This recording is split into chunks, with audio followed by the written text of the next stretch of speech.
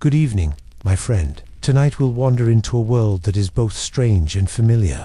A world of candlelight and mud, of hard bread and harder lives. If this brings you peace, consider subscribing. It helps me keep making these stories for you. For now, I invite you to dim the lights, settle back, and take a long, slow breath. Feel the air move through your chest, in and out, as the noise of the day drifts away. You're here, and the world is quiet. Let me take you to a medieval village, where the people we call peasants lived lives so ordinary and so difficult that they are often forgotten. But there is comfort in the forgotten, and a certain sleepy calm in imagining their world. Picture it, the smell of smoke and damp straw hanging in the air. A rooster crows far too early, and outside, the ground is a patchwork of mud and frost. You rise from a straw mattress that scratches at your skin, sharing the space with family, and sometimes even with animals who give more heat than the thin blanket covering you. The sound of crackling from the hearth is faint, because wood is scarce, and your first thought is not of breakfast, but of whether the bread you baked 3 days ago is still chewable, or whether it has hardened into something more like a brick. Peasant life, for most of the Middle Ages, was defined by routine. From dawn to dusk, tasks followed the rhythm of the seasons. In spring, the soil was turned with heavy wooden plows pulled by oxen. In summer, fields of wheat and barley demanded careful watching, lest weeds or pests ruin the crop. In autumn, the harvest was a race against failing light and early frosts. And in winter, there was little to do but endure the cold, and pray the food lasted until spring. Imagine yourself at the edge of one of these fields, the ground uneven underfoot, your hands already cracked from labor. The silence is broken only by the sound of a distant church bell, reminding you that time itself belongs to God and his appointed priests, not to you. Food was not plentiful. A peasant's diet was heavy on bread, porridge, and whatever vegetables could be grown. Meat was a rarity, saved for special occasions or stolen quietly when a rabbit strayed too close. There were stories of bread so dense and so dark that people joked it was nothing but soil baked twice. Imagine chewing on such bread by the dim glow of a tallow candle, the taste more like ash than anything sweet, but filling enough to keep you upright for another day's work. Water was often unsafe, so weak and sour was the safer choice, and children drank it too. You can almost hear the mugs clinking on rough wooden tables, the smell of yeast in the air. For peasants, freedom was an illusion. Most were serfs, bound to the land they worked. They could not leave without permission, and their labor fed not only their families, but the manor and its lord. Taxes came not only in coin but in kind, a share of grain, chickens, or a portion of wool. Imagine handing over the fattest chicken from your coop, knowing your children will make do with scraps. To live under feudalism was to exist in the shadow of someone else's castle. Yet there was community. Villagers were close-knit, in part because they had to be. A neighbor might help patch your roof, and in return you would lend your hands at harvest. Gossip flowed as easily as the ale. Stories traded about who had seen a fox in the fields, or whose cow had wandered into the wrong pasture. Even in hardship, people found ways to laugh, and perhaps that laughter was the only luxury they could afford. Imagine now the sounds of the village at dusk, the lowing of cattle being driven back into pens, the sharp crack of an axe splitting firewood, children squealing as they play some simple chasing game in the dust. The air is thick with the scent of manure and smoke, yet also with the comfort of familiarity. For those who lived it, there was little sense of tragedy. Life was hard, but it was the only life they knew. Religion wrapped itself around every part of existence. The church calendar marked the seasons as much as the sun did. Feasts, fasts, and holy days dictated when you could eat meat, when you must rest, and when you must confess. Imagine standing in a dim stone church, the air heavy with incense, the flicker of candles casting shadows across worn wooden pews. The priest speaks in Latin, a language you don't understand, but you kneel and cross yourself because everyone else does. Faith was both a comfort and a chain, promising heaven while keeping people obedient. There was little privacy. Whole families shared one room. Animals might be kept inside during the coldest months, their breath clouding the air, their warmth mingling with yours. You might dream in that space, half asleep, the creak of the roof beams above, the muffled snores of siblings around you. Even dreams might be interrupted by the scratching of a rat across the floor, or the sudden cry of a child. Daily hygiene was minimal, though not absent. People washed in rivers or in wooden tubs when they could. but soap was harsh and water often cold. The smell of sweat was everywhere, mingling with smoke, animals, and earth. Imagine yourself trying to sleep, the straw rustling beneath you, aware of your own body's scent, aware that this was simply how life was lived. And yet, beauty was found in small things: a flower blooming by the roadside, a song sung in the fields, a piece of embroidery on a woolen tunic. Imagine a girl humming as she spins thread, her fingers deft and practiced, the tune carrying across the quiet village. These small moments of humanity shone against the grey backdrop of toil. Still, the question lingers: why did it suck to be a peasant? Because survival itself was an accomplishment. Disease, hunger, and war threatened constantly. Lords demanded rent, priests demanded offerings, and the weather demanded patience. The body bent under labor, the teeth wore down on coarse bread, and life expectancy was short. And yet, somehow, people kept living, kept laughing, kept raising children in the hope of a gentler tomorrow. As you lie here listening, imagine the soft crackle of a hearth fire, the weight of a rough wool blanket, and the steady rhythm of a medieval night settling in. The day's work has ended, but life never truly rests. Tomorrow, the rooster will crow again, the fields will call, and survival will demand its price. But what happened when the sun dipped fully below the horizon and darkness settled across the medieval village? That's what we'll explore in the next part. The sun has sunk low, and with it the village changes its rhythm. Daylight was precious, and once it was gone, peasants entered a different world. A world defined not by the plough or the fields, but by flickering candlelight and the long, stretching quiet of medieval nights. Imagine the last sliver of golden light fading beyond the hills, leaving behind only the pale glow of the moon and the soft crackle of torches. This is when the village exhales after its labors, when voices soften and smoke curls lazily upward from crooked chimneys. Nights were not safe in the medieval world. Darkness was a cloak for danger. Without street lamps or electric light, even stepping beyond the doorway could mean stumbling into mud, being startled by an animal, or worse, encountering thieves. Many villages closed their gates at dusk if they had them, and households barred their doors. But even behind locked doors, people knew that the night carried mysteries they could not control. Wolves sometimes roamed near the edges of fields, bandits could lurk in the forests, and for peasants, who often slept in one-room cottages with nothing but wooden shutters to separate them from the outside, fear and faith became intertwined. Inside, the atmosphere was one of dim comfort. A tallow candle or oil lamp gave off just enough glow to outline faces, but not enough to drive away the shadows. Imagine the warm, uneven light flickering across rough wooden beams, smoke curling in the air, casting strange shapes on the walls. Children would sit close to the hearth, not just for warmth, but for the stories that came alive in the firelight. Parents or grandparents told tales of saints and sinners, of witches lurking in the woods, and of spirits who might wander the village lanes at night. These stories were not merely entertainment, they were warnings and lessons wrapped in folklore. For peasants, sleep itself was different than what we know today. Many practiced what historians call segmented sleep. After a long day's work, families would fall asleep soon after sunset, but often woke again around midnight. During this first sleep, rest was deep, but after waking, people might pray, stoke the fire, tend to animals, or even visit neighbors quietly. Then they would return to bed for a second sleep until dawn. Imagine waking in the dark, hearing the sound of owls outside, the glow of embers still alive in the hearth. For a while, you sit in the quiet, whisper a prayer, maybe sip a little ale, before curling back beneath the woolen blanket. It's not the rushed, solid block of sleep we aim for today, but rather a rhythm woven into the natural rise and fall of night. Entertainment was simple, and nights gave space for it. Music might come from a simple flute or a drum fashioned from animal hide. Someone might hum a tune learned from their grandparents, while others joined in with claps or soft voices. These weren't polished performances, but little reminders of joy. The medieval version of late-night karaoke, only without microphones or neon lights. Laughter carried easily in the stillness of the night, the kind that made the hardship of the day feel, just for a moment, a little lighter.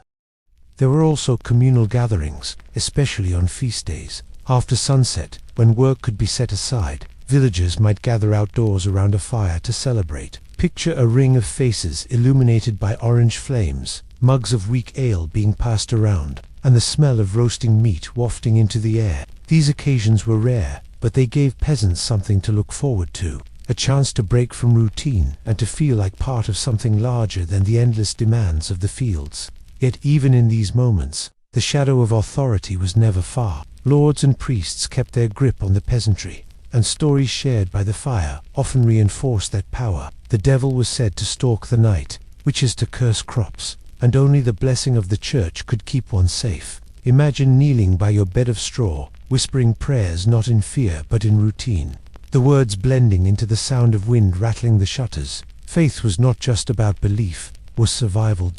The home itself was alive at night. Rats scurried across floors in search of crumbs. Fleas and lice, constant companions, made sleep an itchy affair. Chickens might stir in the corner, a cow shifting heavily on the other side of the thin wall. Privacy was non-existent. Families shared one space, with children, parents, and sometimes grandparents all sleeping together. The sound of breathing, coughing, and shifting straw was the soundtrack of the medieval night. You can almost imagine lying awake, staring at the dark roof beams, listening to the rhythmic snores around you, waiting for sleep to return. And what of love, or at least companionship? The night was when couples could whisper quietly, away from the demands of the day. Weddings were rare spectacles, but in daily life, bonds between husband and wife, or even young sweethearts, sneaking glances, unfolded in the soft cover of darkness. It's easy to imagine a young couple exchanging shy words in the dim light, the smell of smoke between them, the promise of affection, a small rebellion against the constant grind.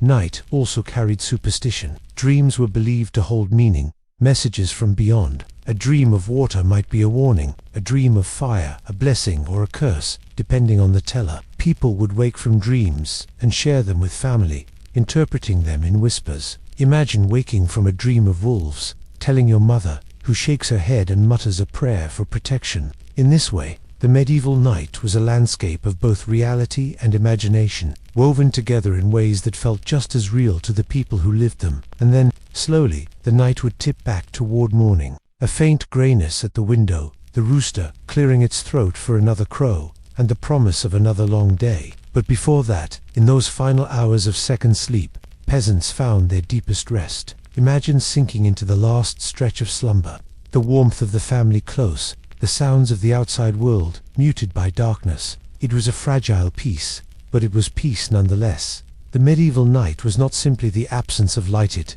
was a world of its own, full of fear, faith, and fleeting comforts. For the peasant, it was a reminder that survival was never guaranteed, even in sleep. But when the light returned, when the rooster's cry shattered the quiet, life began all over again, repeating the same cycle of labor and endurance. But what of the mornings themselves? How did a medieval peasant begin the day when the cold air hit their face and work called them to the fields? That's what we'll explore in the next part. Morning came early for the medieval peasant. There was no snooze button, no alarm clock you could choose to silence. Only the stubborn crow of the rooster and the first light creeping over the horizon. Imagine the grey haze of dawn filtering through the cracks in wooden shutters. The smell of smoke from the hearth mixing with the earthy scent of damp straw. The air was cold, colder than you would want when leaving the warmth of a blanket, and yet there was no time to linger. The rhythm of life was set by the sun, and when it rose, so too did the people.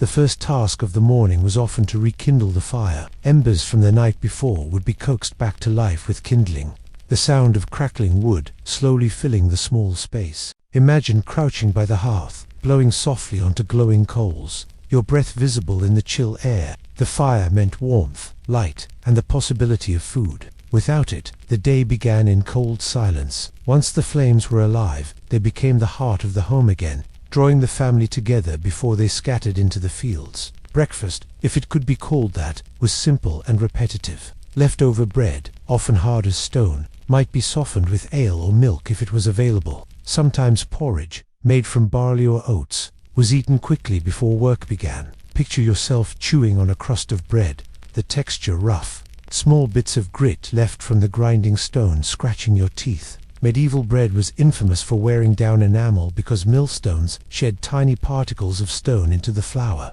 A dentist today would cringe, but for peasants, this was simply how bread tasted. Children, too, had their roles from the moment they could walk steadily. The youngest fetched water from the village well or guarded animals from wandering off. Slightly older ones worked alongside their parents, learning how to plant, weed, and harvest. Imagine a line of children carrying buckets almost as big as they are, wobbling down a muddy path, the sound of water sloshing with every step. There was no leisurely morning of cartoons or cereal boxes, only the expectation that every pair of hands contributed to survival. For the adults, the morning brought immediate labor. Fields called them, animals needed feeding, and tools needed checking. Wooden plows had to be repaired often, oxen had to be harnessed, and fences constantly mended. Picture yourself standing at the edge of a frost-kissed field, breath rising in the air, hands rough on the wooden handle of a hoe. The soil beneath your feet is uneven, your back already aching from yesterday's toil, but there is no pause.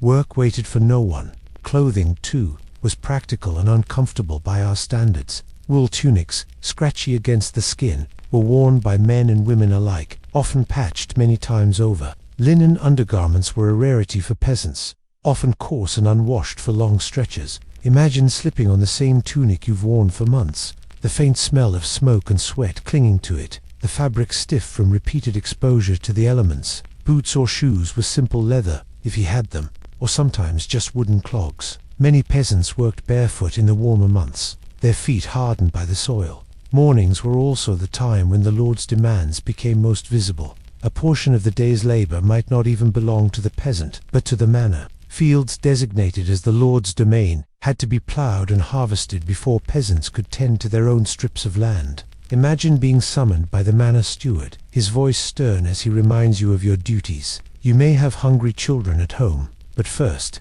you must fill the Lord's granary. The village itself stirred into life as the sun climbed. Smoke rose from chimneys, the distant clang of blacksmith hammers echoed, and church bells marked the hours. These bells were more than sound. They were the heartbeat of the day. They told you when to begin, when to pause, and when to return to the fields. In a way, they were the medieval version of a work calendar, only far louder and less optional. Animals added their own symphony. Cows mooed impatiently for milking.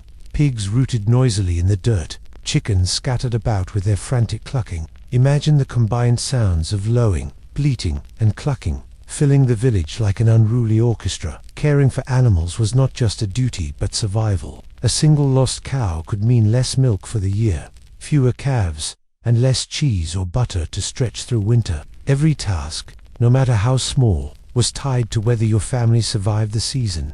Even hygiene, limited as it was, had its place in the morning routine. A splash of cold water from a bucket might serve as a quick wash, though soap was scarce and harsh. Imagine dipping your hands into icy water, the shock waking you more than any coffee ever could. Scrubbing away dirt with a rough cloth. Teeth were not brushed in the way we know today, though people might chew on herbs or sticks to freshen their breath. Smell, in general, was tolerated rather than fought, but it wasn't all drudgery. There were moments of small connection, a child tugging at a mother's sleeve, asking for a story while chores were done, a father teaching his son how to mend a tool, pausing to joke about his clumsiness. Imagine these fragments of warmth tucked between endless labor. They were the glue that held communities together, the reason people kept going when life seemed only a circle of work and exhaustion. By mid-morning, the fields were alive with movement. Men and women bent low, turning soil, pulling weeds, planting seeds. Tools clinked against stones. Voices called back and forth across the land, sometimes singing to make the hours pass more gently. Imagine the drone of a work song, steady as the rhythm of hoes, striking earth, blending into the hum of bees and the rustle of the breeze. Labor was backbreaking, but it was also communal. To work side by side was to share burdens, and that made them a little lighter. Mornings ended not with leisure, but with the briefest of pauses. A midday meal, if there was enough, might consist of more bread, perhaps a bit of cheese or pottage, a stew of whatever vegetables and scraps were available. Imagine sitting in the shade of a tree, chewing slowly on a crust of bread softened with ale, listening to the distant bell of the church marking the hour. There was no feast, no grand meal, only a few moments of rest before the fields demanded your body again. For peasants, mornings were a time of endurance, a ritual of survival repeated day after day. Yet there was also comfort in routine. To wake, to eat, to labor it, gave shape to lives that otherwise might have felt overwhelmed by the uncertainties of weather, war, and disease. But what of the rare days when routine was interrupted, when festivals, holy days, or unexpected events broke the cycle of toil? What did it feel like when a medieval peasant was suddenly granted freedom from the fields, even for a day? That's what we'll explore in the next part. Not every day in a medieval peasant's life was an endless march of fieldwork and hunger. Sometimes, though rarely, the cycle was broken by feast days, holy days, and village celebrations. These days brought a kind of magic into the lives of people who otherwise lived in constant hardship. Imagine the bells of the church ringing louder than usual, echoing across the thatched roofs, calling people not to labor but to gathering. The fields, for once, could rest. The oxen could graze undisturbed. The villagers stepped out of their cottages in clothes brushed cleaner than usual, faces lit with a kind of anticipation. Religion dictated much of this rhythm. Feast days were woven through the calendar like bright threads in a coarse fabric. Some honored saints, others marked seasons, and others still celebrated major Christian festivals like Christmas or Easter. On these days, peasants might be excused from their lord's demands. Work was forbidden, or at least limited, because worship and celebration were thought to honor God more than the swing of a scythe. Imagine standing among a crowd in a small stone church, the air heavy with incense, the sound of chant echoing against the walls. You might not understand the Latin words, but the ritual and the music made the day feel sacred.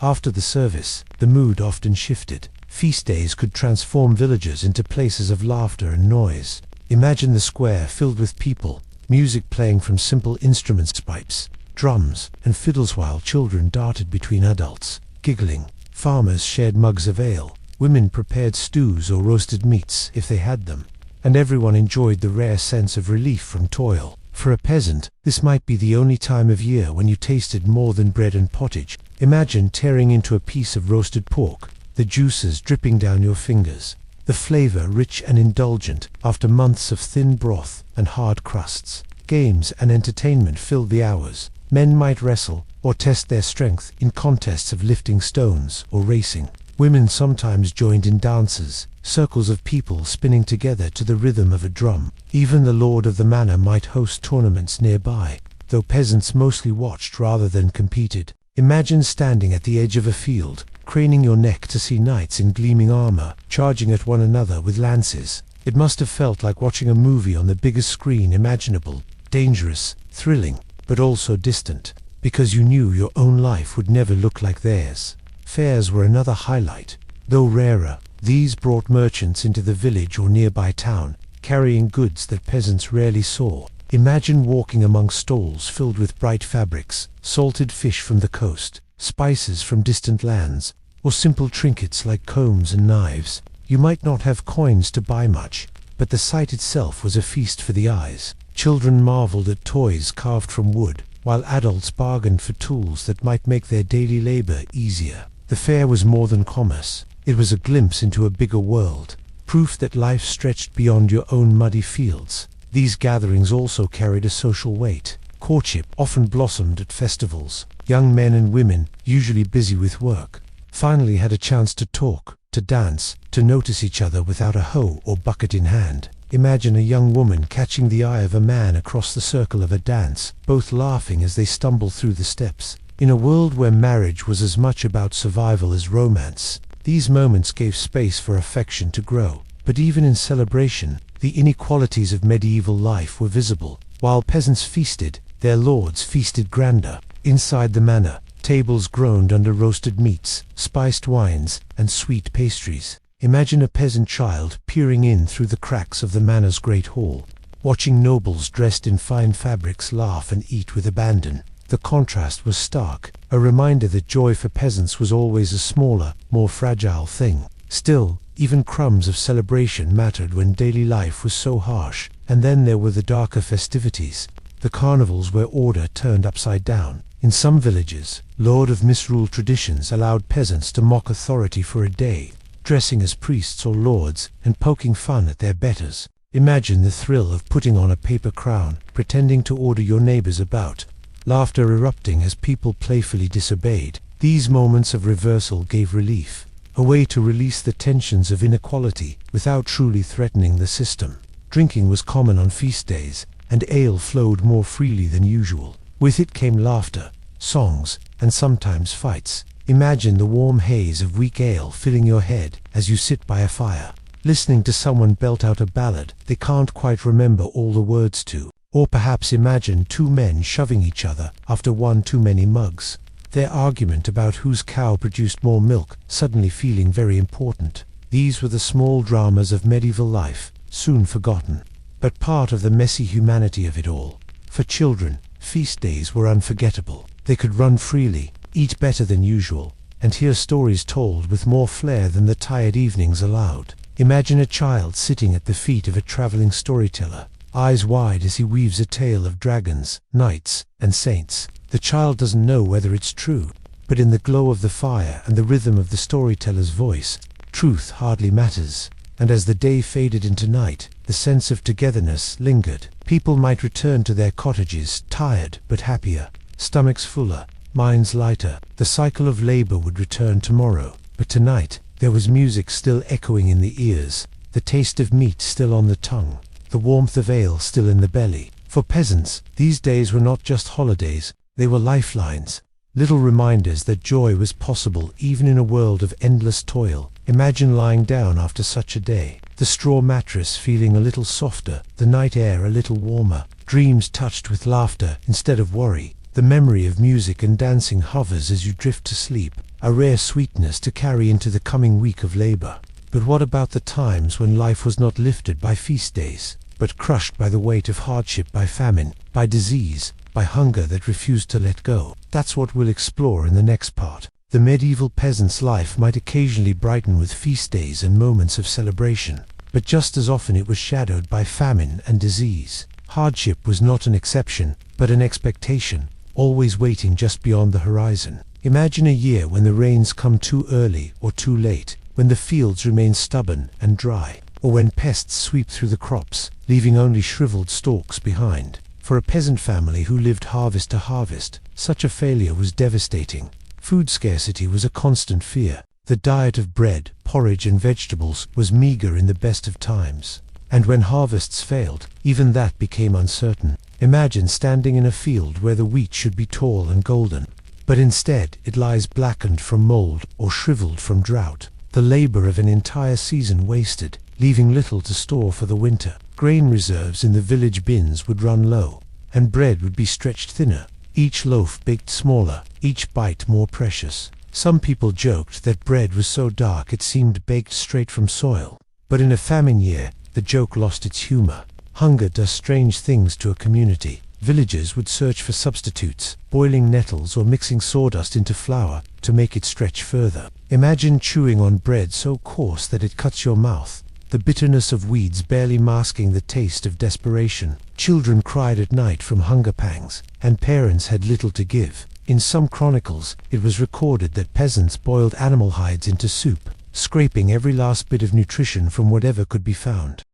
Famine was not just about food, it was about survival. Hunger weakened the body, making it more vulnerable to disease. It frayed tempers, turning neighbors into rivals over scraps. Imagine watching a fight break out at the village well, two men shoving each other over whose turn it was to fill a bucket, their anger fueled not by hatred but by empty stomachs. Famine gnawed at more than the belly. It gnawed at trust, and then there was disease. Medieval Europe was a landscape where illness moved easily, carried by fleas, rats, dirty water, and close living quarters. The Black Death of the 14th century is the most infamous, sweeping across the continent and wiping out perhaps a third of the population. Imagine hearing whispers that in the next town over, people were dropping dead in the streets, dark swellings rising on their skin, fevers burning them alive. For a peasant who lived in a one-room hut with family, animals, and neighbors all packed close together, there was no way to hide from such a plague. But even smaller outbreaks could devastate. Dysentery, fevers, and infections spread quickly when water was unclean or when wounds festered. Imagine a simple cut on your hand while reaping wheat. Today, it might be cleaned and bandaged with ease. Then, it could become swollen and deadly within days. There were no antibiotics, no clean hospitals, only herbs, prayers, and the hope that your body was strong enough to fight back. The smell of sickness lingered in many villages. Imagine walking through narrow lanes where waste was dumped outside doorsteps, pigs rooting through piles of refuse, and children coughing in the chill air. Flies buzzed, rats scurried, and the line between human space and animal space blurred. It was an environment where disease was not an occasional visitor but a constant presence. Religion provided explanations. Many believed famine and plague were punishments from God for sins, either personal or communal. Priests urged repentance. Processions wound through villages carrying crosses and relics, and people prayed desperately for relief. Imagine kneeling in the dirt as a priest swings a censer, the smoke of incense mixing with the stench of sickness. People confessed, fasted, and begged, hoping divine mercy might stop the suffering. And yet, despite all this, people found ways to endure. Communities shared what they could. A neighbor might give a handful of grain to another family, even knowing their own supply was thin. Villages sometimes pooled resources to ensure at least some survived. Imagine sitting around a fire, sharing a thin pot of watery stew among many bowls, each person taking small sips, each bite a reminder of both scarcity and solidarity. Hunger shaped the body. Many peasants were stunted in growth, their teeth worn from gritty bread, their bellies often empty. Imagine the sight of thin arms and legs, clothes hanging loosely, faces drawn and pale. Survival left its mark, carving hardship into skin and bone. And yet, children still laughed, games still filled the dusty lanes, and life persisted even when it seemed impossible. Disease too became woven into the fabric of life. Infant mortality was high, and families knew the pain of loss as a common experience. Imagine a mother cradling a child who will not wake, whispering prayers, tears slipping silently down her face. Grief was heavy, but it was also communal. Neighbors gathered, funerals were held, and life moved on, not because people were cold, but because they had to. To survive meant to keep going, carrying sorrow alongside work and faith. In some ways, hardship gave peasants a resilience we can hardly imagine. Famine years came and went, disease rose and fell, yet villages endured, people rebuilt, resowed. Imagine standing in a field after a harsh winter, turning the soil once again, hope mingling with fear in your chest. The cycle always began anew, because what else was there to do? Even in these struggles, humor sometimes surfaced. A dark joke about bread like dirt, a playful jab about whose cow survived the plague, a weary smile shared in the face of loss. Humor was not frivolous, it was survival, a way to ease the crushing weight of fear. As the day ended in such times of scarcity, peasants would huddle close, the fire burning low, stomachs rumbling, prayers whispered. Sleep came slowly, interrupted by hunger and worry, but dreams still came, carrying images of abundance, of fields heavy with grain, of tables laden with food. In dreams, at least, famine and plague could not touch them, and when dawn came, even in the worst years, people rose again. They pulled on their patched tunics, tied their belts, and stepped into the fields, because survival demanded it. Life was fragile, but it persisted, held together by routine, faith, and a stubborn determination to endure. But how did peasants actually live inside their homes during all of this? What were those huts and cottages like, where families slept, cooked, and endured both celebration and sorrow? That's what we'll explore in the next part. The medieval peasant's home was not grand, nor was it particularly comfortable, but it was the heart of their daily existence. Imagine walking down a muddy lane, the air carrying the smell of wood smoke and manure, and stopping before a small thatched-roof cottage. The walls are made of wattle and daub-woven sticks plastered with a mixture of mud, straw, and sometimes dung. The roof is thick with reeds, sagging slightly in the middle, patched many times over the years. It is not a place of beauty, but of necessity. Inside, the cottage is dim, smoky, and small, yet it shelters everything a family owns and everything they are. Step through the doorway. There is no grand wooden door, just a rough plank, or sometimes even a cloth draped to keep out the wind. The floor is packed earth, uneven and damp in places, smelling of soil. In the center of the single room stands the hearth, a shallow pit for a fire. There is no chimney, so the smoke curls upward, filling the air, seeping into clothes, hair, and lungs, and escaping slowly through the thatch or a hole in the roof. Imagine blinking as your eyes sting from the haze, coughing gently as you adjust. This smoke clings to everything, and it becomes part of life. Every meal, every breath, every dream marked by it.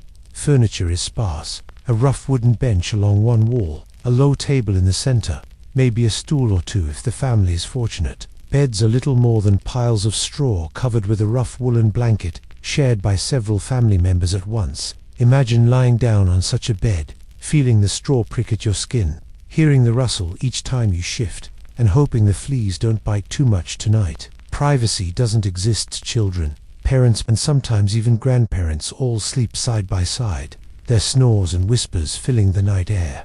Animals are part of this home too, especially in winter. A cow, a pig, or chickens might share the space, adding both warmth and noise. Imagine trying to sleep while a pig shifts in the corner, grunting softly, or a chicken flutters its wings in the rafters. Their smell is strong, mixing with the smoke and sweat of the household, but their presence is valuable. They are wealth, food, and security, and so they belong inside as much as the humans do. Light is scarce. A tallow candle, made from rendered animal fat, might flicker weakly in the darkness, its smell greasy and unpleasant. Sometimes oil lamps are used, though oil is expensive. Mostly, light comes from the fire. Imagine the fire crackling, casting long shadows against the rough walls, the glow illuminating faces gathered around it. This is where stories are told, prayers are whispered, and meals are shared. Meals themselves are simple affairs. A pot hangs over the fire, filled with pottage, a stew of grains, vegetables, and whatever scraps of meat or herbs are available. It is eaten with wooden spoons, directly from the pot or from wooden bowls. Bread, coarse and dense, is the other staple. Imagine tearing a piece of bread with your teeth, dipping it into the hot stew, and chewing slowly as the warmth spreads through your body. It might not be delicious, but it fills the stomach, and that is enough. Storage is minimal. A chest might hold a family's best possessions, perhaps a cloak, a set of tools, or even a treasured rosary. Most clothes are hung on pegs or simply folded on the bench. Tools for the fields lean against the wall, ready to be carried out at dawn. Imagine glancing around and realizing that everything you own in the world fits into one room. There is a kind of humility in it, a simplicity that leaves little space for clutter, but plenty for necessity. The sounds inside the cottage are constant. The crackle of fire, the lowing of animals, the coughs of children, the scrape of spoons against bowls, the wind rattling the shutters. At night, the cottage seems alive with noises, scurrying rats, creaking beams, the occasional drip of water through the thatch when rain is heavy. Imagine lying awake, listening to these sounds, your mind half dreaming, half alert to every creak and rustle.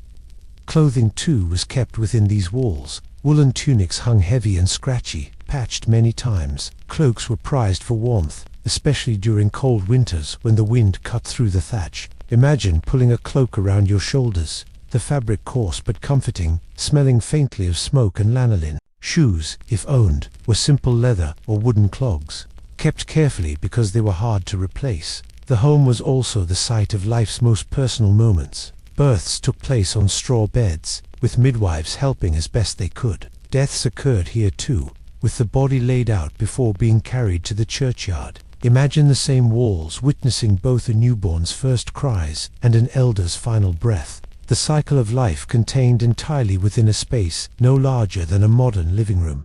In some regions, cottages were improved slightly over time. Stone walls might replace mud, or small separate rooms might be added. Still, for the vast majority of peasants, the home remained humble. To step inside was to step into the essence of survival, a space where warmth, food, family, and faith all mingled together, no matter how cramped or smoky it was. And yet, these cottages were more than just shelters. They were the center of community life. Neighbors visited, gossip was exchanged, and children played at the doorsteps. Imagine standing just outside in the lane, hearing laughter spill from within, the light of the fire glowing through the cracks, making the night feel a little less dark. For us, such homes might seem unbearably uncomfortable, but for peasants, they were familiar, steady, and safe. The walls kept out the worst of the cold, the fire gave warmth, and the shared closeness of family provided comfort. There was no concept of personal space as we know it. Life was shared, in all its mess and beauty, within those simple walls.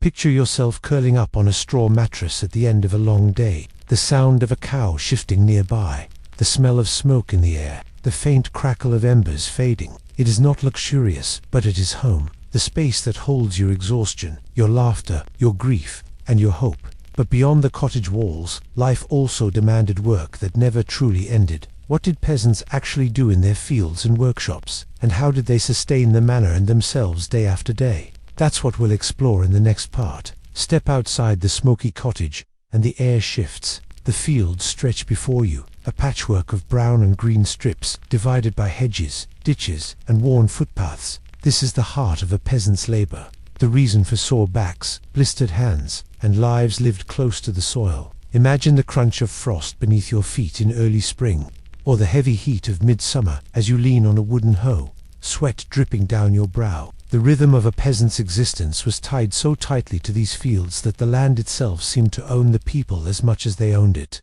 The system that defined these lives was called the open field system. Land was divided into long strips, and peasants farmed their allotted pieces, while also tending the lord's domain, his personal land. Imagine looking across a field and seeing dozens of figures bent low, each family tending its strip, their movements synchronized not by choice but by necessity. The work was grueling, repetitive, and endless.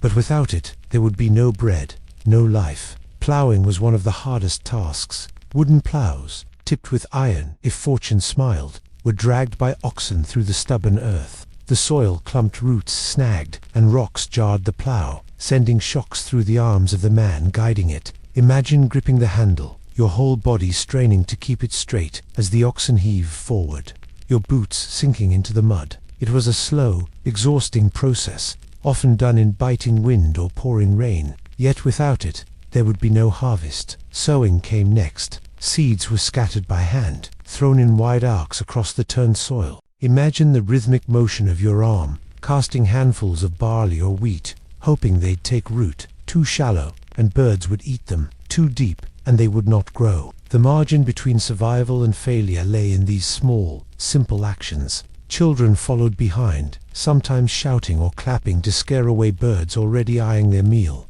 Weeding was endless. Bending low in the fields, peasants pulled stubborn plants that threatened to choke out the crops. Imagine the ache in your lower back, the dirt caked under your fingernails, the sun beating down on your neck. The weeds seemed to grow faster than the crops, and there was always more to pull. Harvest time, though, was both the busiest and most vital season. Every hand was needed: men, women, children, even the elderly if they could manage. Sickles flashed in the sun, cutting stalks of grain, which were then bound into bundles. Imagine the sound of steel slicing through stalks, the rustle of wheat falling, the voices calling back and forth across the field. The work was urgent, because a storm could ruin a crop overnight. Families worked from dawn to dusk, pausing only for a quick bite of bread or a sip of ale. And then came threshing, separating the grain from the stalk. This was done with flails. Wooden tools swung over and over to beat the sheaves. Imagine the steady thud of flails striking, dust rising in the air, filling lungs and eyes. It was monotonous and backbreaking, but necessary. After threshing came winnowing, tossing the grain into the air so the wind could blow away the chaff. Each step was labor-intensive. Each step another reminder of how much sweat it took to fill even one sack of grain. Beyond the fields, peasants had many other tasks. They tended animals' cows for milk, sheep for wool, pigs for meat. Imagine leading a cow to pasture, its lowing echoing in the morning mist, or chasing a stubborn pig back toward its pen. Sheep were sheared in summer, their wool washed, spun, and woven. Wool was one of the most important resources, sometimes even more valuable than grain. The rhythm of scissors clipping through thick fleece, the lanolin scent on your hands, became part of the year's cycle. Women's labor was constant and varied. They worked in the fields alongside men, but they also managed household tasks, spinning wool, brewing ale, baking bread, caring for children. Imagine a woman at a spinning wheel, her fingers deftly pulling fibers into thread, her foot tapping rhythmically. Or imagine the smell of fresh bread rising from a clay oven, the crust crackling, a rare comfort in a life otherwise filled with toil. Brewing ale was another essential task, with vats of barley and hops filling the cottage with a sour, yeasty aroma. These were not side chores, they were as crucial as ploughing, because they sustained the family day to day. Children's work, too, was vital. From as young as 5 or 6, they watched sheep, gathered firewood, fetched water, or helped scare birds from fields. Imagine a child with a stick in hand, running and shouting at crows circling above the grain, laughter sometimes breaking through their duty. Work and play blurred, but the responsibility was real. Childhood was short in the medieval village, and children grew into laborers almost as soon as they could walk steadily. Crafts also filled the workday. Some peasants had skills as carpenters, blacksmiths, or potters, supplementing their farming with trade. Imagine the sharp ring of hammer on iron, sparks flying as a blacksmith shapes a tool, or the steady rhythm of an axe splitting firewood. These crafts were not luxuries but essentials, keeping tools sharp and shelters intact. Work followed the seasons. Spring was plowing and sowing, summer was weeding and haymaking, autumn was harvest, and winter was mending, spinning, and survival. Imagine watching the year roll past, not on a calendar, but on the shape of the fields, the length of the days, and the tasks that filled them. But all this labor was not entirely for the peasants themselves. Much of what they produced went to the lord of the manor. Rents were paid not only in coin but in grain, eggs, wool, or labor. Imagine finishing a long day in your own field, only to be called to work another day on the Lord's land. Your body aches, your family waits for you at home. But duty demands you serve first, the manor before yourself. And yet, for all the grueling effort, there was pride in the work. Fields tilled and sown were tangible proof of survival. A harvested crop meant food through the winter, and every sack of grain stored was a small victory. Imagine stacking those sacks in a granary, brushing sweat from your forehead, and feeling a flicker of relief. For a moment at least, the family would not starve. Peasant labor was ceaseless, but it was also life itself. The land gave nothing freely, but through sweat and persistence, it yielded enough to carry people from one season to the next. And though the work was exhausting, there was a strange comfort in its predictability. The fields demanded, the peasants obeyed, and the cycle turned endlessly. But what about the relationships beyond the fields, between peasants and their lords, their priests, and even each other? How did these hierarchies shape daily life in the village? That's what we'll explore in the next part. The medieval world was not only about fields and cottages, but also about relationships, hierarchies, and the invisible threads of duty and power that shaped every day. A peasant never lived in isolation. They were bound to their lord, tethered to their church, and woven tightly into the fabric of their village community. Imagine standing in a muddy lane, the church tower rising in the distance, the manor looming just beyond the fields, and neighbors all around you. Every choice you made, every loaf you baked, every seed you planted was influenced by these structures of authority and connection. At the top of the local hierarchy stood the lord of the manor. He was often absent, living in a larger castle or traveling with retainers, but his presence was felt constantly through his stewards and reeves. A reeve was a kind of local overseer, usually a peasant chosen to enforce the lord's rights. Imagine the reeve walking through the village, tallying animals, checking fields, reminding everyone of rents and obligations. His word carried weight, and though he was one of you, he also represented the lord's authority. This was a strange position, half neighbor, half enforcer.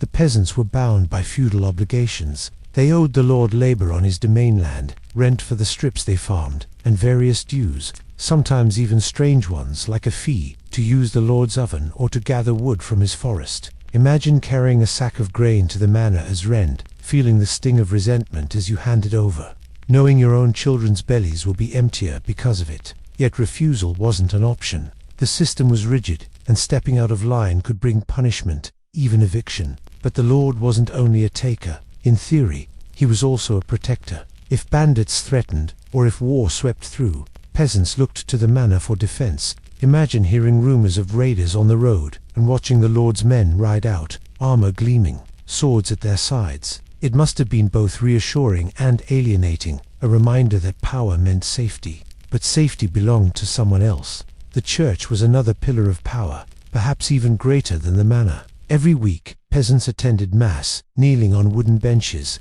the Latin words washing over them even if they didn't understand. Priests held enormous influence, guiding not just spiritual life but daily behavior. They dictated when you could eat meat, when you had to fast, when you should confess. Imagine being told you must go without meat for weeks during Lent, even when you rarely tasted it anyway. Obedience was expected, and breaking church rules could bring shame or penance. Tithes were another burden. 1/10 of your produce, in theory, belonged to the church. Imagine watching your meager pile of barley shrink further as you hand a portion over to the priest, who in turn blesses you with words meant to ease your frustration. The church built its wealth on these tithes, while peasants tightened their belts. Yet faith ran deep, and for many, the hope of heaven outweighed the pain of earthly loss. The ringing of bells, the smell of incense, the promise of eternal rest, these gave meaning to lives defined by struggle. Social life among peasants themselves was close-knit.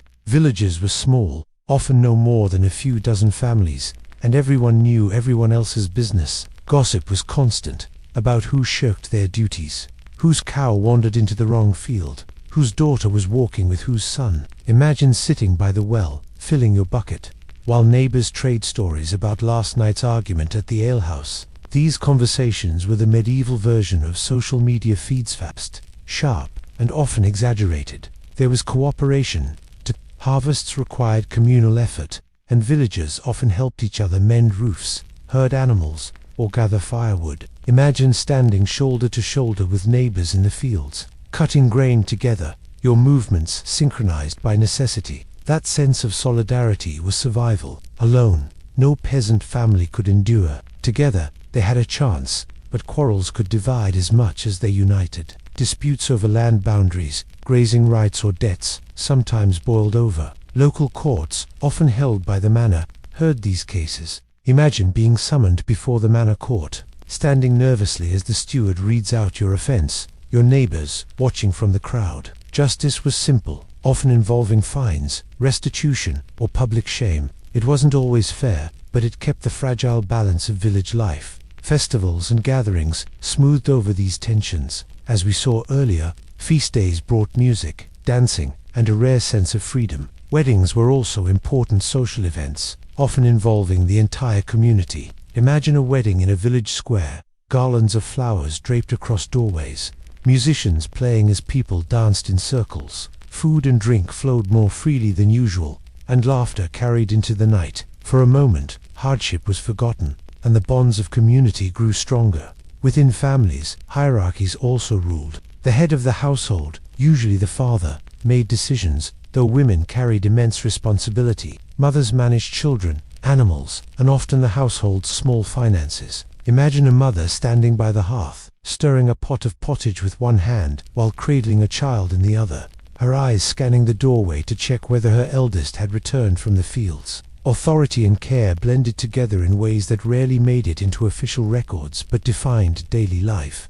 Nonetheless, children were expected to obey and to work. Discipline was strict, sometimes physical, but affection existed too. Imagine a father ruffling his son's hair after a day in the fields, or a mother humming softly to a child as she spun wool. These moments of tenderness balanced the demands of survival. Marriage itself was often practical. Love might play a role, but economic necessity usually mattered more. Families arranged matches that would strengthen their resources, bring in a dowry, or secure help with farming. Imagine two young people meeting on their wedding day, nervous, shy, but aware that their union meant survival for both families. Over time, affection might grow, but survival was the first priority. For peasants, relationships were not simply personal. They were tied into systems of obligation, authority, and survival. The lord, the priest, the neighbor shaped how life unfolded. Community could be suffocating at times, with every move watched and judged. But it was also the net that caught you when you stumbled.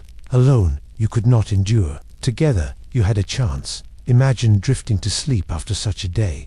The sounds of your village soft around you, the faint chatter of neighbors, the ringing of a distant bell, the snort of an ox in its pen. You knew your place in the web of life, bound by duty and connection, and though the weight was heavy, it was shared. But what of belief beyond church sermons? What did peasants think of magic, folklore, and the unseen forces said to roam the night? That's what we'll explore in the next part. When the sun dipped low and the fields grew quiet, another kind of world stirred in the imagination of the medieval peasant. It was a world of spirits, omens, witches, and creatures that lurked in the shadows. Beyond the rigid sermons of the church and the duties of the manor, folklore thrived on invisible landscape woven into daily life. Imagine sitting by a smoky hearth, the fire casting flickering light on the walls, while a grandmother whispers a story about what prowls beyond the village at night. In such moments, Peasants lived in two worlds, the hard soil of reality and the misty realm of superstition. The line between religion and folklore was not always clear. The church preached of heaven and hell, angels and demons, but peasants added their own layers. They believed the night was full of dangers, and to explain them, they told stories. Spirits of the dead were thought to wander, especially if they had died violently or without proper rites. Imagine walking alone at dusk, hearing the creak of branches and the sudden flutter of wings, and feeling certain it was not just an owl but perhaps a restless soul. Witches were feared, though not always in the way we imagine. In early medieval times, many villagers saw cunning folk as helpers, people who knew charms, herbs, and remedies. Imagine a woman bending over a sick child, whispering prayers while sprinkling herbs into hot water, her neighbors watching anxiously. If the child recovered, she was a healer. If not, whispers of witchcraft might spread. By the later Middle Ages, suspicion grew sharper, and witches were accused of bringing misfortune, cursing crops, souring milk, or causing storms. Fear turned to accusation, and accusations could be deadly. Folklore explained the natural world. A cow falling ill might be blamed on an evil eye, not on infection. A strange light in the sky might be seen as a sign from God, or as a witch's fire. Imagine a child asking why thunder roared so loudly, and being told it was the devil beating his drums. These explanations gave order to a confusing world, offering comfort in the face of the unknown. Animals played roles in these stories too. Black cats were suspicious, sometimes believed to be familiars of witches. Wolves were feared as agents of the devil, their howls echoing through forests and pricking fear into the hearts of shepherds. Imagine lying awake at night, hearing a wolf howl in the distance, your sheep huddled together in their pen, and your prayers rising just as quickly as your fear. Even the land itself was alive with superstition. Certain trees were thought sacred, springs believed to heal, crossroads rumored to be places where spirits gathered. Imagine approaching a crossroads at dusk, your stomach tightening, because everyone knows the boundary places belong not to men but to something else. Superstition made the ordinary landscape mysterious, layered with meaning.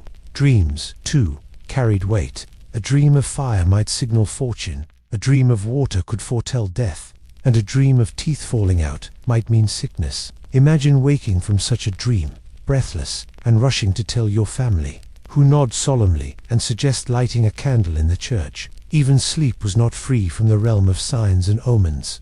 There were protective charms, of course. Herbs like rosemary or sage were hung in doorways. Children might wear amulets to ward off sickness. Carved crosses were etched into beams to keep demons at bay. Imagine walking into a cottage and seeing dried herbs tied above the door, their scent faint in the smoky air, while a cross marked into the wooden frame seems to glow in the firelight. These little defenses offered peasants some sense of control.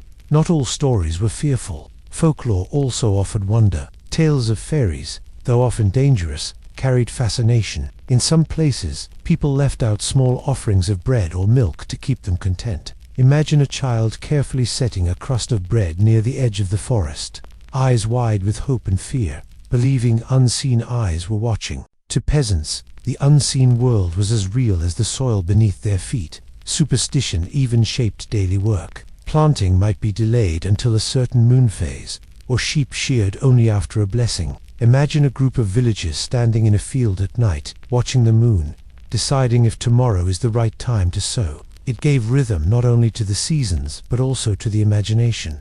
Of course, the church tried to rein in such beliefs. Priests preached against superstition, warning that it strayed from true faith. But peasants blended the two, carrying rosaries, while also whispering charms, crossing themselves while tossing salt to ward off evil. Faith and folklore lived side by side, each shaping the way peasants saw their world. And there was humor, even in fear. Some superstitions became jokes, like bread so black it could attract demons, or a neighbor's cow refusing to give milk because it was cursed, when really, it was just old. Imagine a group of villagers laughing around a fire as someone tells the story of a man who swore a ghost stole his boots, only to find them later in his own barn. These stories lightened fear, turning dread into entertainment. Folklore also helped peasants cope with the unpredictability of life. Famine, disease, death, these were explained through stories of curses or spirits, not random chance. Imagine losing half your harvest and being told it was because of a neighbor's curse. It gave the loss a shape, a cause, even if it wasn't true. In a strange way, it made suffering easier to bear. Children grew up steeped in these tales. Around the fire, they listened to warnings of boogeymen who snatched naughty children, or saints who worked miracles. Imagine their wide eyes, half frightened, half delighted, as the shadows on the wall seemed to dance along with the stories. These tales weren't just entertainment, they were lessons in obedience, caution, and survival. As night fell and peasants lay on straw mattresses, they carried these stories with them. The darkness outside was alive with rustles and whispers, and in their minds, anything could be waiting. But tucked close together, with firelight flickering and charms hanging over the door, they found enough comfort to drift into sleep. Superstition and folklore gave peasants a world beyond the mud and toil, a realm of mystery where every rustle in the dark meant something more. It was frightening, yes, but also magical, and it made the medieval world richer, more textured, more alive. But how did peasants actually eat and drink in this world of scarcity and superstition? What did daily meals taste like? And how did food itself shape their lives? That's what we'll explore in the next part. Imagine you have just finished a long day in the fields, your body aching, your hands blistered, and your stomach rumbling. The thought of food is almost enough to keep you moving. But in the medieval peasants' world, meals were not a matter of indulgence or variety. They were about survival, about filling the belly enough to keep going for another day. Step inside the smoky cottage once again, and let's sit by the hearth, where the day's food is being prepared. The smell is not of roasting meat or rich spices, but of something far simpler, something that was the backbone of medieval diets. Pottage. Pottage was a kind of stew, thickened with grains like barley or oats, and filled with whatever vegetables or scraps of meat could be found. Most often, it was meatless, made with beans, peas, leeks, cabbage, or turnips. Imagine a heavy clay pot suspended above the fire, bubbling slowly, steam rising and carrying the earthy scent of root vegetables. A wooden spoon stirs lazily, while children wait impatiently for it to be ready. This was not a dish of flavor so much as function. It kept you alive, warmed your body, and stretched whatever food the family had managed to gather. Bread was the other constant, and it carried its own reputation. Coarse, dark, and heavy, medieval bread was far from the fluffy loaves we imagine today. It was made from rye or barley more often than wheat, and because grinding stones shed tiny bits of grit into the flour, every bite wore down teeth. Imagine tearing into a chunk of bread so dense you need to dunk it in the pottage just to soften it enough to chew. It fills your stomach, yes, but it also feels like chewing stone. Some loaves, baked from spoiled or contaminated grain, were even dangerous, carrying ergot mold that caused hallucinations, convulsions, or worse. Ale was the everyday drink, safer than water, though much weaker than modern beer. Children drank it, elders drank it, and it accompanied almost every meal. Imagine sipping a mug of cloudy sour ale, the yeasty tang filling your mouth, and then passing the mug along to the next person in the family. Water, though available, was often unsafe wells, and rivers easily contaminated by waste from humans and animals. Ale was not a luxury but a necessity, a mild comfort that dulled hunger and made the rough edges of life just a little softer. On special occasions, food changed. During feast days, peasants might taste meat, usually pork, sometimes beef, chicken, or game if it was caught. Imagine the sizzling sound of fat dripping into the fire as a piece of meat roasts on a spit. The smell filling the cottage, the rare taste making eyes brighten. But such moments were few. For most peasants, meat was a luxury to be remembered more than enjoyed. Dairy products, milk, butter, cheese were more common, though often reserved for children or sold at market to pay dues. Seasons dictated what was available. In spring, fresh greens like nettles or cabbage shoots gave relief after the monotony of winter stores. Summer brought berries and fruits, eaten quickly before they spoiled. Autumn was harvest time, filling baskets with apples, nuts, and vegetables that could be stored or dried. Winter, however, was a season of endurance, when dried beans, salted meats, and whatever grain remained had to stretch across the long, cold months. Imagine dipping into a pot of beans in the depths of January, the flavor bland, the texture heavy, but the knowledge that it kept you alive, making it precious. Spices, as we know them, were rare for peasants. Pepper, cinnamon,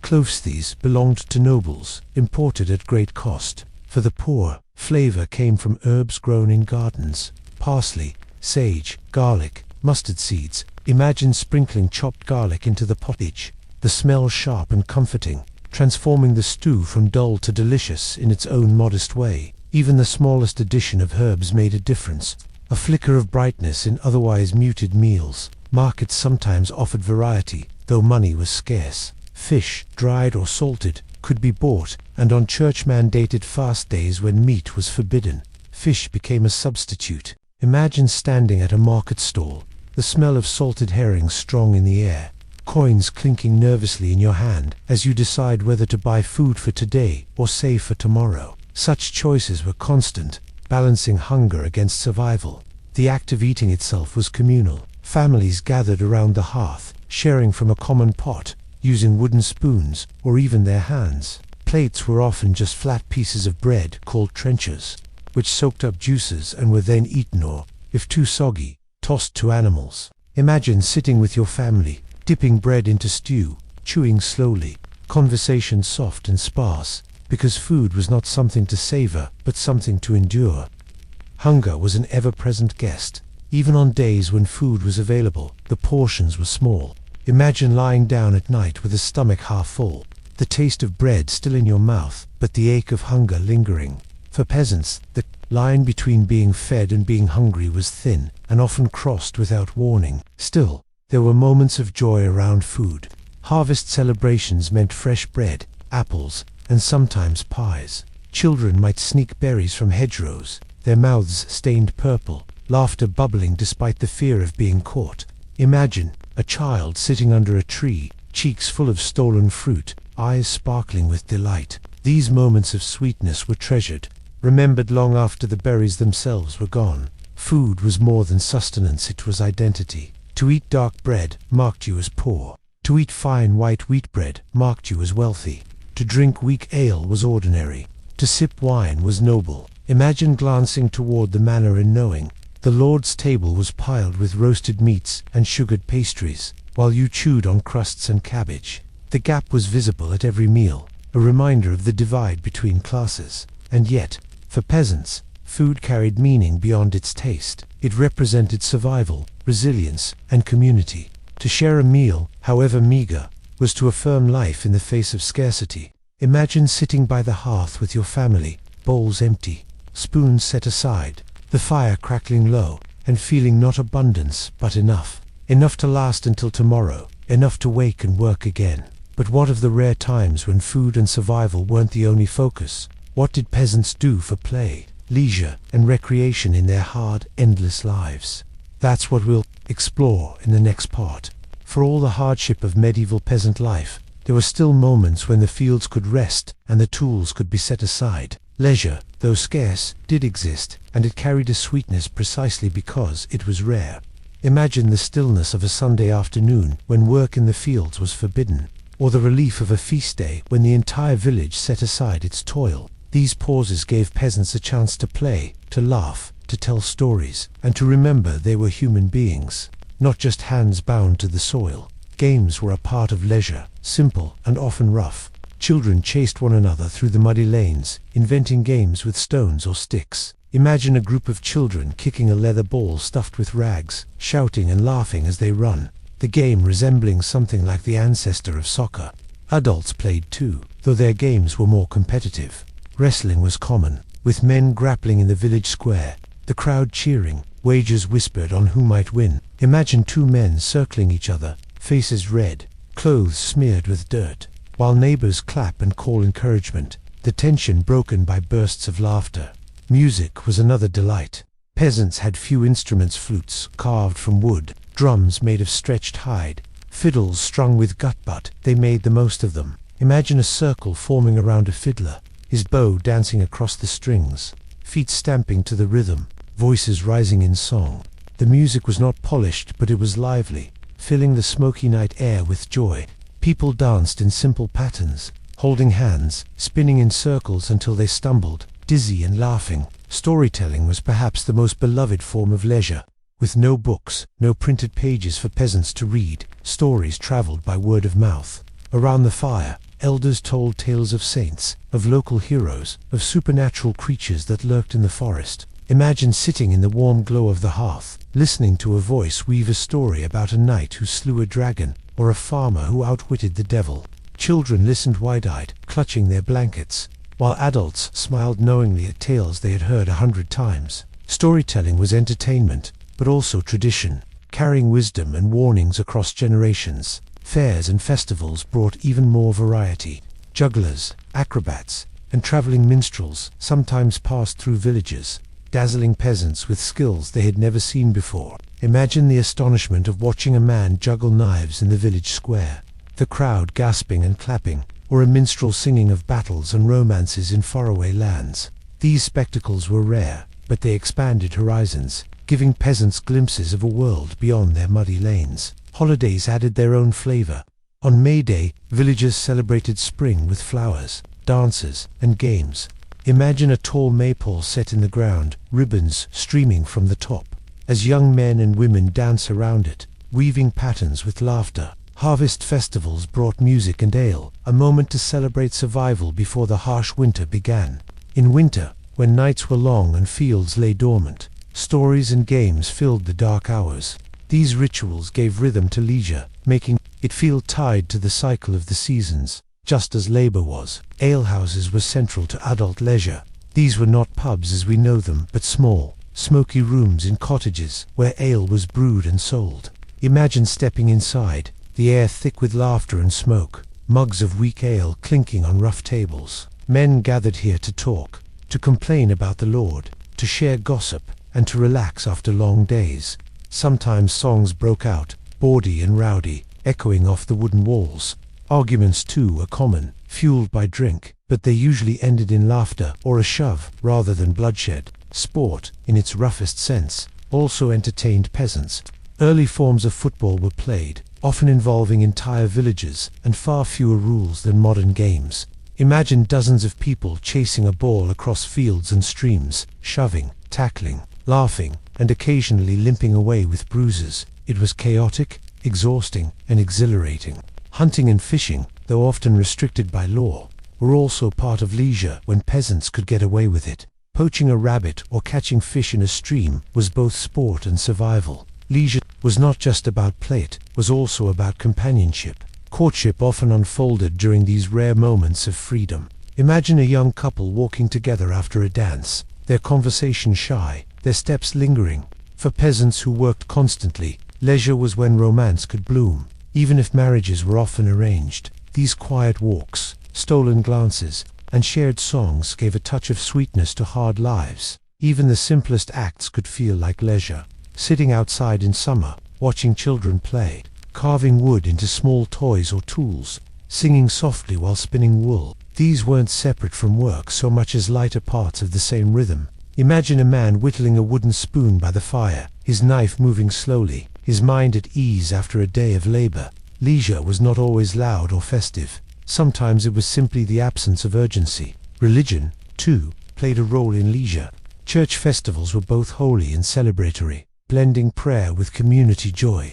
Pilgrimages were rarer for peasants, but sometimes entire groups traveled to a shrine, both a spiritual journey and a social outing. Imagine walking for miles with neighbors, singing hymns, the road dusty beneath your feet, your destination a chapel said to hold the bones of a saint. The journey itself became leisure, a break from the sameness of village life. Humor threaded through peasant leisure as well. Jokes, riddles, and playful teasing were common. Imagine neighbors sitting around a fire, trading riddles like what has no beginning, no end, and a hole in the middle. The answer being a ring, or sometimes a bagel if one was lucky enough to see one. Laughter was medicine, easing the weight of endless work. Leisure, in all its forms, was short-lived. The rooster would crow again, the bells would ring, and the fields would call peasants back. But these moments, brief as they were, gave color to lives that could otherwise feel grey with toil. They reminded people that joy existed, that laughter was possible, that even in the harshest conditions, humans find ways to play. Imagine lying in your straw bed after such a day, the memory of dancing still warming your body, the echo of laughter still in your ears. Tomorrow will bring work again, but tonight, in dreams, you can dance a little longer, laugh a little louder, and rest in the knowledge that joy has not been lost. But leisure did not erase fear. War, raiders, and violence often intruded into peasant life, bringing terror and destruction. What was it like when conflict touched the village, when armies marched past the fields and war entered the cottage? That's what we'll explore in the next part. War was never far from the peasant's world, even when it seemed distant. Villagers might sit quietly among fields and forests, but beyond the hedgerows, lords fought their battles. Kings clashed over borders, and soldiers marched across the land. And when they did, it was the peasants who suffered first. Imagine the quiet of a summer morning, the sound of birdsong and the rustle of grain, broken suddenly by the thunder of hooves and the shouts of men at war. For peasants, was not a story of glory or honor, it was terror, disruption, and loss. Armies needed food, and peasants provided it, whether they wished to or not. Soldiers often took grain, livestock, and ale without asking, leaving families with little to survive. Imagine standing in the doorway of your cottage, clutching a child close, as armored men drive away your only cow, your pleas ignored. You know that without that cow, your family's winter will be bleak. But armed men do not bargain with peasants. Villages could be burned as warnings or caught in the crossfire of raids. Imagine the crackle of flames devouring thatched roofs, smoke billowing into the sky, while families scatter into the woods carrying only what they can grab. The air fills with screams, the heat sears your face, and in moments, the work of generations is gone. Such devastation was not unusual. Chronicles often describe harrying armies sweeping through the countryside, destroying everything to deny resources to enemies. For peasants, it meant starting over from ashes, if they survived at all. Pressing peasants into labor or service was common too. Men might be called to carry supplies, dig ditches, or even fight. They were rarely given proper weapons or armor. Just whatever tools could be turned into weapons. Imagine being handed a spear and told to stand in line while professional soldiers march past in gleaming armor. Your hands tremble, not from courage but from fear, knowing you are little more than a body to fill the ranks. Raids were terrifyingly personal. Bandits, mercenaries, or even soldiers from rival lords could attack villages, dragging away goods and sometimes people. Imagine a night when shouting wakes you, torches flaring outside, armed strangers forcing their way into the cottage. Your heart races as you pull children close, praying the intruders take only food and leave your family alive. Such moments etched fear deep into memory, the kind of fear that lingered long after the raiders were gone. Castles and fortified manors might seem distant, but sieges drew peasants into war as well. Fields were stripped to feed armies, and villages near castles became staging grounds. Imagine watching soldiers dig trenches across your farmland, their shovels tearing into the earth you had plowed with your own hands. Your labor, your survival, is destroyed in the name of strategy. And yet, war was not constant. Between conflicts, life returned to its rhythm, though scars remained. Burned cottages rebuilt, fields replanted, children raised in the shadow of memory. Imagine an elder pointing to the edge of a field, telling children that was where the soldiers camped the year the harvest burned. Stories of war lingered like ghosts, woven into village lore. Fear of raids and armies also shaped architecture. Villagers built churches with heavy stone towers, sometimes used as places of refuge. Imagine huddling inside a cold stone church, doors barred, candles flickering, while shouts echo outside. Families pressed close together, whispering prayers, waiting for danger to pass. The church was both sanctuary and symbol, a reminder that when human lords failed, divine protection might still remain.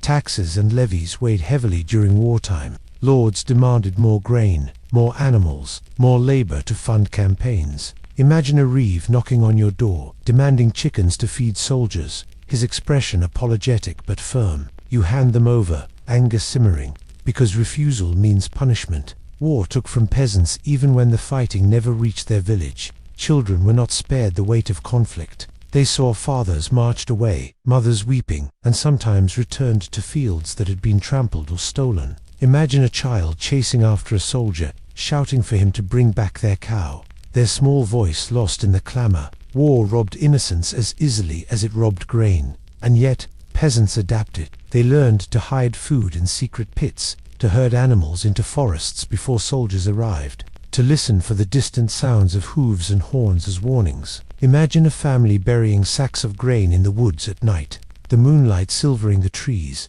their breath quick with fear and determination. Survival required cunning as much as labor. Occasionally, peasants saw war from a distance, armies clashing in the fields, banners flying, swords gleaming. To them, it might have looked like chaos, a swirl of noise and color. Imagine standing on a ridge, your heart pounding, as two lines of men crash together, the clash of steel like thunder. You know you do not belong in that world of knights and heraldry, yet you cannot look away. But the aftermath was what reached you: the bodies left behind, the crops destroyed, the land scarred. Despite all this, life had to continue. After soldiers moved on, peasants returned to their fields, rebuilt their homes, and replanted their crops. Imagine a woman kneeling in the soil, planting seeds in land still blackened by fire, determined that her family would eat again. Resilience was as much a part of peasant life as suffering. For peasants, war was not about banners, honor, or victory. It was about hunger, fear, and survival. It was about losing what little you had and finding the strength to rebuild again and again. And yet, even as peasants endured the hardships of war, their lives were also defined by rituals, celebrations, and beliefs that gave meaning to their struggles. Beyond fields and battle scars, religion shaped every season, every day, every breath. But what did faith truly look like in the daily lives of peasants, beyond sermons and tithes? That's what we'll explore in the next part. Faith was not something a medieval peasant thought about occasionally.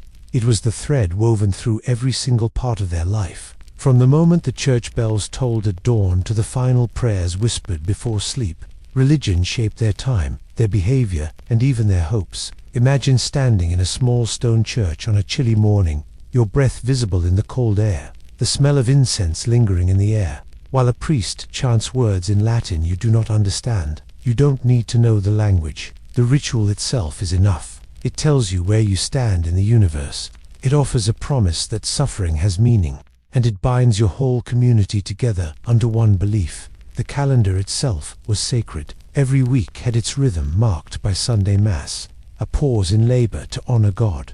Every season was punctuated by feast days and holy days. Imagine how much these dates meant to peasants whose daily lives were often bleak. The feast of St. John in midsummer might mean dancing around a bonfire, while Christmas, though simple compared to today, carried music, candlelight, and a rare sense of abundance. Easter was marked with solemn rituals, fasting, and then joyful celebration. The church gave structure to time, turning endless cycles of work into a story with beginnings, middles, and ends. Prayer was constant, before meals, before planting, before sleep. Imagine a woman pausing in her field, dropping her hoe, and whispering a prayer to a saint that the clouds won't bring hail, or a father making the sign of the cross over his child before sending him to watch the sheep. Even the smallest moments could be sanctified with a whispered plea or blessing. Pilgrimages, though rarer for peasants, were seen as especially holy. Some families might save for years to travel to a shrine,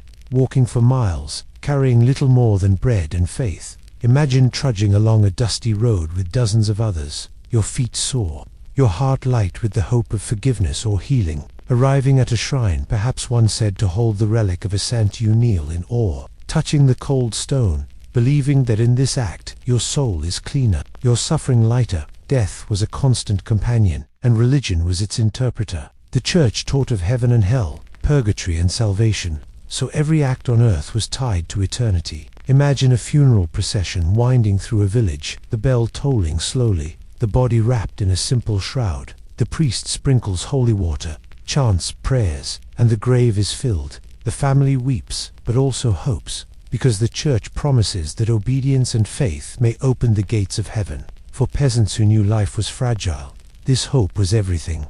Sacraments marked the milestones of life: baptism soon after birth, marriage before the altar, confession of sins, and the final rites at death. Imagine standing in a crowded church as a baby is dipped in holy water, everyone crossing themselves, the priest declaring the child part of Christendom. These rituals bound the community together, ensuring no one's life or death passed unnoticed. The church also influenced morality. Priests preached about honesty, obedience, chastity, and humility. Imagine sitting through a sermon, shifting uncomfortably as the priest warns about greed or gossip, faults that sound suspiciously like the arguments you heard at the alehouse last night. The church held people accountable not just for their actions, but for their very thoughts. Fear of sin, fear of eternal damnation, was as powerful as hunger or cold. Tithes were another part of faith, though they felt more like burden than blessing. A tenth of produce or earnings was owed to the church, collected relentlessly. Imagine bringing a sack of grain to the priest, bowing your head, while your stomach twists, knowing your own family will eat less because of it. Yet to withhold was unthinkable. It was both illegal and believed to endanger the soul. And yet, peasants were not passive in their faith. They created their own traditions, blending official religion with older beliefs. Holy wells and sacred trees were visited alongside churches. Charms and blessings mingled with prayers. Imagine tying a strip of cloth to a tree branch near a spring, believing it will cure sickness, even though the priest scolds such practices. For peasants, religion was not confined to the church. It lived in fields, forests, and homes, in whispered prayers and ancient rituals. Faith also offered escape from despair. Life was harsh, but religion promised meaning. The suffering of peasants was likened to the suffering of Christ, and endurance was framed as a virtue. Imagine kneeling in a dim church, listening as the priest says, "Your hunger and toil are like Christ carrying the cross, and that endurance now will mean reward later." Such words were both comforting and controlling, keeping peasants resigned to hardship, but also giving them strength. Communal worship was deeply emotional. Hymns, though simple, carried voices into the vaulted ceilings, echoing until they seemed almost divine. Imagine the sound of villagers singing together, their voices raw, untrained, but powerful. In that sound, you feel the weight of community, the sense that no one suffers alone, that God sees you all.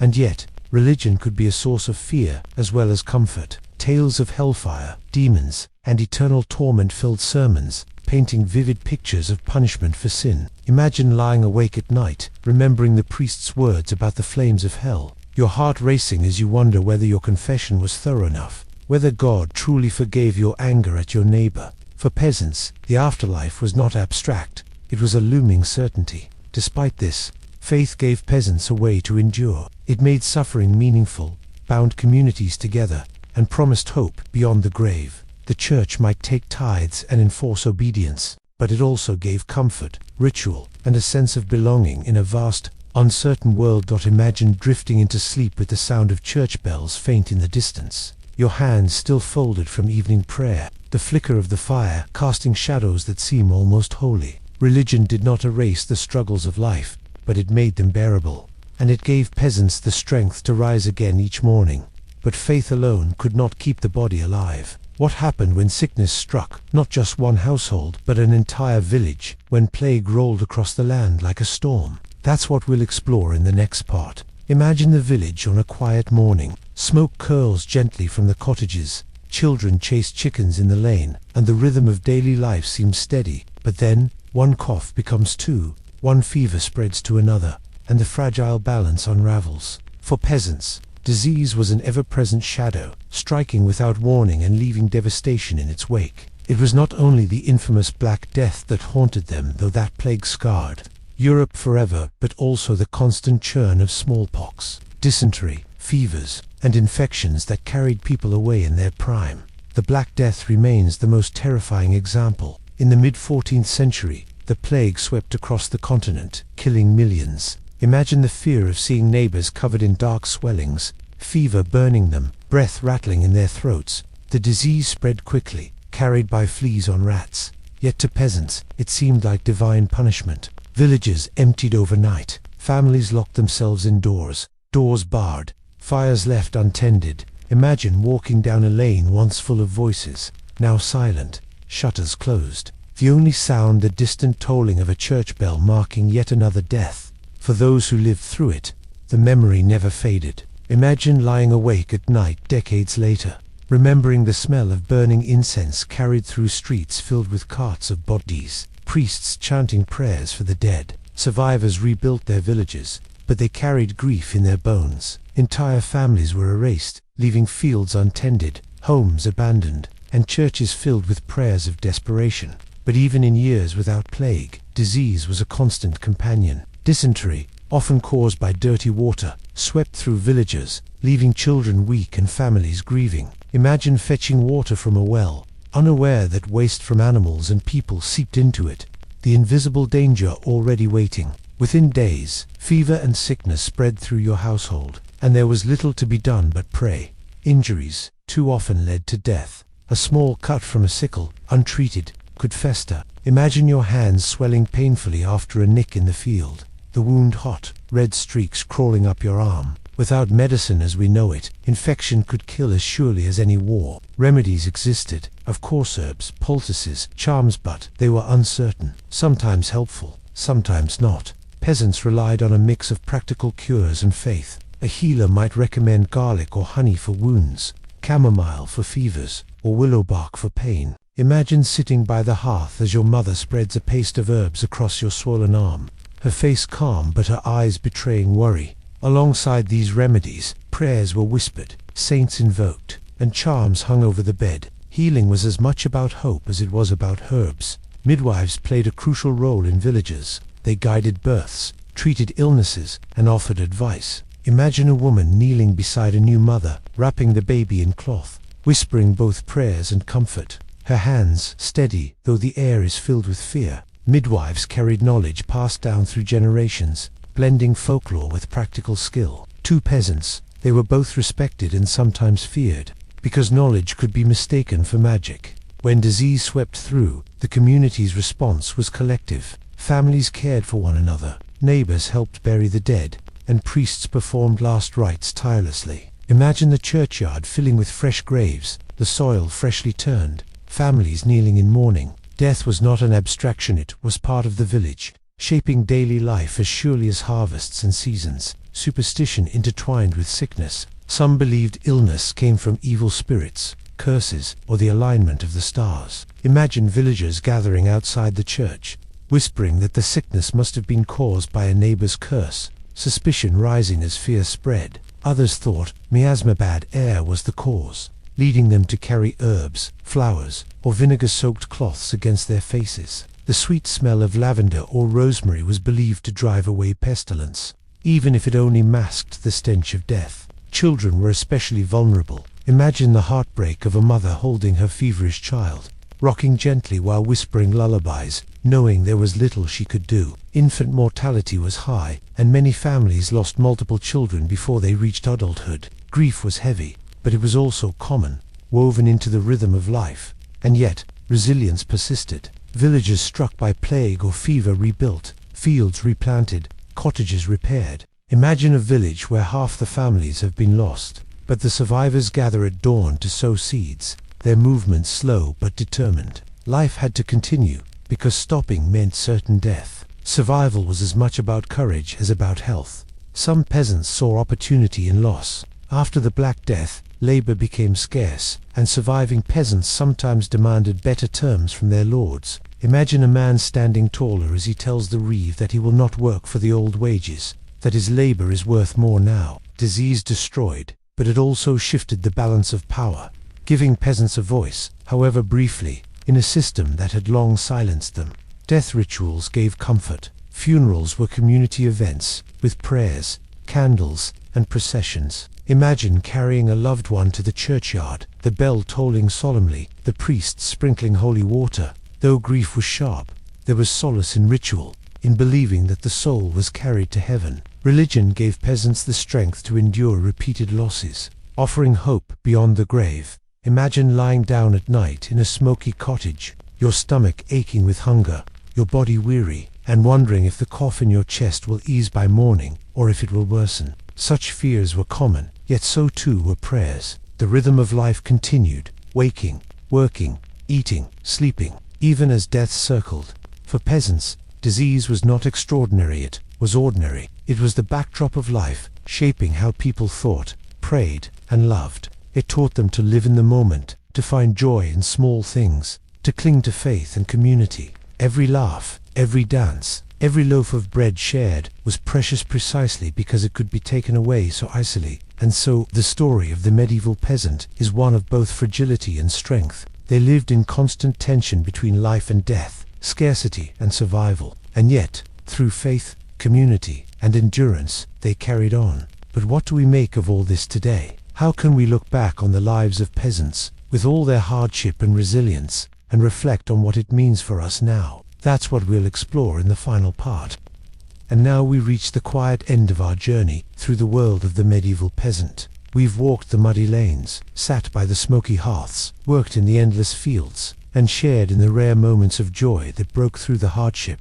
But as we settle into this final chapter together, it's worth slowing down even more. Imagine lying back, the room dim round you, the soft glow of a candle flickering, your breath steady. Let's take one last gentle walk through this world, not to list its struggles again, but to reflect on what it tells us about being human. For the medieval peasant, life was defined by survival, hunger, disease, war, and labor pressed down daily. And yet, within that heavy frame, they found moments of beauty, singing in the fields, dancing around a fire, whispering prayers in the dark. Imagine a mother humming to her child as smoke curls above them, or neighbors laughing together at an alehouse after a long day. These were not grand victories, but small, human ones, and they mattered. Perhaps more than anything, peasants remind us that joy and sorrow are always intertwined, even in the hardest of lives. Think of how different their world was from ours. No phones, no lights, no quick meals pulled from refrigerators, and yet,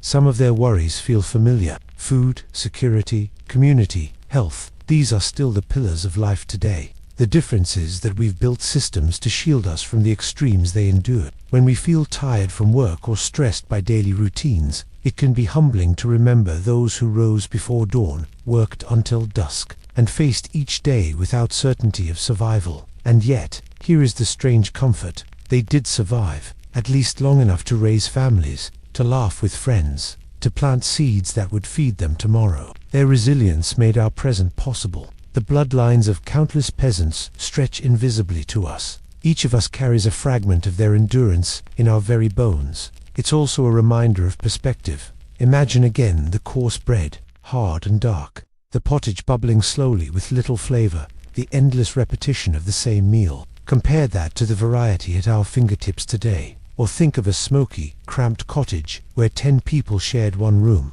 Animals shifting in the corner, the air thick and harsh to breathe.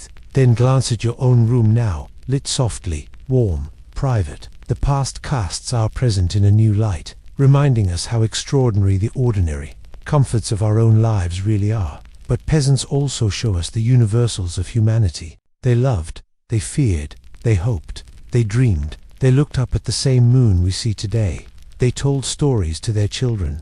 They sought meaning in their suffering. Imagine a young man and woman laughing shyly at a May Day dance, their hands brushing as they circle a maypole. Imagine a child giggling as they splash in a puddle after rain, their laughter carrying through the fields. Those moments, separated by centuries, feel startlingly close. Perhaps that is the lesson of this long walk through their lives. The details change, but the essence of being human does not. We long for community, for purpose, for safety. We laugh in the face of hardship. We cling to stories and rituals, and we search for beauty even in the mud. And when we reflect on how it sucked to be a medieval peasant, it's worth remembering that they likely didn't dwell on that thought. To them, it was simply life. The hardships were ordinary, the joys precious. They did not see themselves as pitiful, but as people doing what they must, bound by their duties, comforted by their faith, and carried by their communities. As you drift into sleep tonight, imagine walking once more through a medieval village at dusk. The fields are quiet, the cottages glowing faintly with firelight, the smell of smoke in the air. Children's laughter fades as they are called indoors. Animals settle into pens, and a church bell tolls softly in the distance. You pass neighbors greeting one another, hear a fiddle playing a tune somewhere in the square, and feel the hush of night settling in. It is peaceful in its way, timeless and steady. And as you pause to look up, the stars spread wide above, just as they are tonight, unchanged by centuries. The peasants looked up at these same stars, finding both mystery and comfort in them, as you might now. The night sky connects us across the ages, reminding us that while the world transforms, the human gaze remains the same. So, as we close this journey, let's take a final breath together. Inhale deeply, hold it for a moment, and exhale slowly. Let the heaviness of the medieval world drift away, leaving only the calm of reflection. As you lie in your own bed, warm and safe, know that the struggles of those long ago peasants carved the path that led here. to this moment of rest. That's as you drift off tonight. Remember, beauty changes, but the need to be seen never does. And if this brought you calm, subscribe so we can share another journey together. Share this with someone who thinks they'd survive a day in medieval times. It might give them pause, or at least something to dream about. Good night, my friend. May your sleep be deep, your dreams gentle, and your waking filled with gratitude.